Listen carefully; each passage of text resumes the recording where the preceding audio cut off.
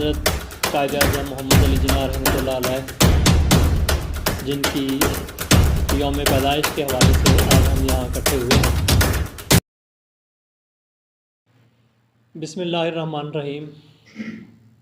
بانی پاکستان، بابائے قوم حضرت قائد اعظم محمد علی جناح رحمۃ اللہ علیہ، جن کی یوم پیدائش کے حوالے سے آج ہم یہاں اکٹھے ہوئے ہیں۔ یہ طریقہ کار ہے بنیادی طور پر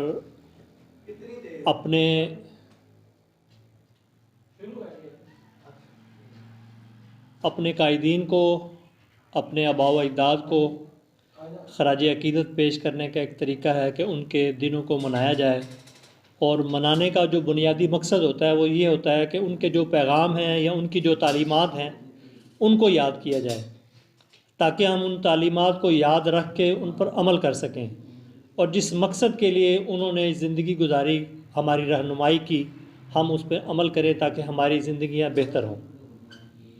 تو آج کی تقریب کا باقاعدہ آغاز ہم تلاوت کلام پاک سے کریں گے۔ تو محترم قاری جنید اعظم صاحب یہاں تشریف فرما ہیں، میں ان سے ملتمس ہوں کہ تشریف لائیں اور تلاوت کلام پاک سے آج کی بابرکت محفل کا آغاز فرمائیں۔ جناب قاری جنید اعظم صاحب۔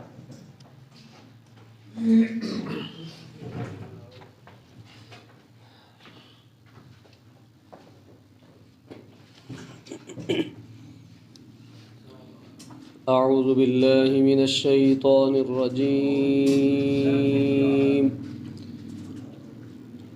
بسم اللہ الرحمن الرحیم۔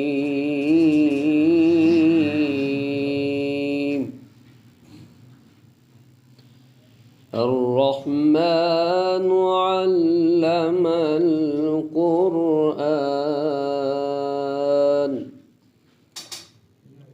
خلق الإنسان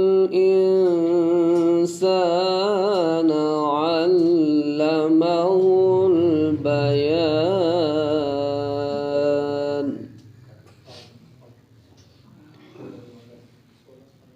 بسم اللہ الرحمن الرحیم۔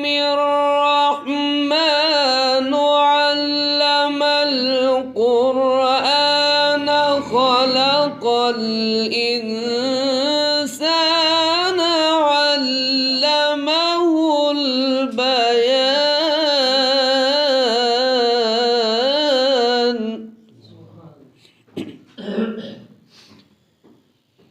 الشمس والقمر بحسبان، والنجم والشجر يسجدان،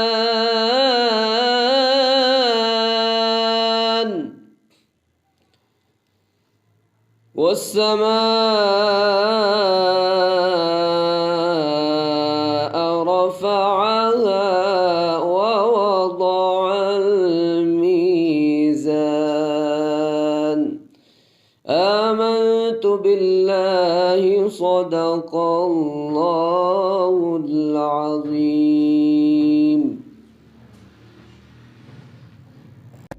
جی ویورز، اگر آپ نے ابھی تک ہمارا چینل سبسکرائب نہیں کیا تو سبسکرائب کیجیے، اور ساتھ میں دیے گئے گھنٹی کے بٹن کو ضرور دبائیے تاکہ اپ ڈیٹس آپ کو باقاعدگی سے ملتی رہیں۔